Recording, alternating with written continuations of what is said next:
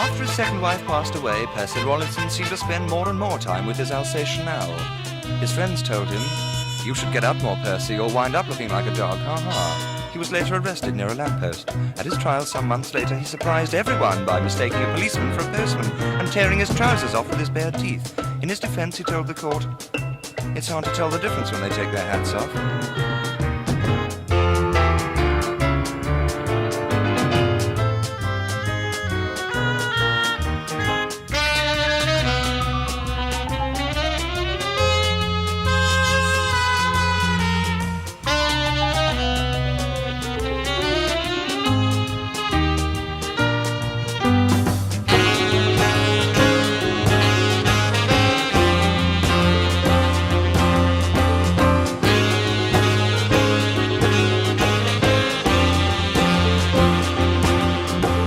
Mrs. Betty Pench was playing the trombone when she heard a knock on the door. "I wonder who that is at 11 o'clock in the morning," she thought.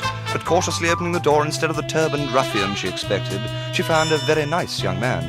"Mrs. Pench, you've won the car contest. Would you like a Triumph Spitfire or 3,000 in cash?" she smiled. Mrs. Pench took the money. "What will you do with it all?" "Not that it's any of my business," he giggled. "I think I'll become an alcoholic," said Betty.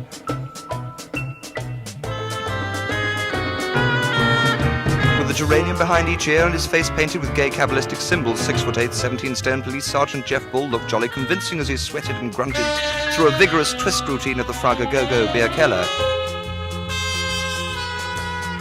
His hot serge trousers flapped wildly over his enormous plastic sandals as he jumped and gyrated towards a long-haired man.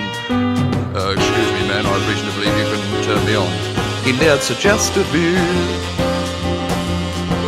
As if by magic, dozens of truncheons appeared and mercilessly thrashed him.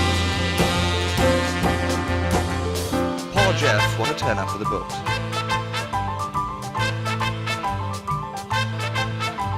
Much as he hated arguments or any kind of unpleasantness, Ron sure thought things had gone too far when, returning from a weekend in Clacton, he found that his neighbour had trimmed the enormous hedge dividing their gardens into the shape of a human leg. Enraged and envious beyond belief, Ron seized his garden shears and clipped his white poodle Leo into a coffee table. That'll fix it, thought Ron, but he was wrong.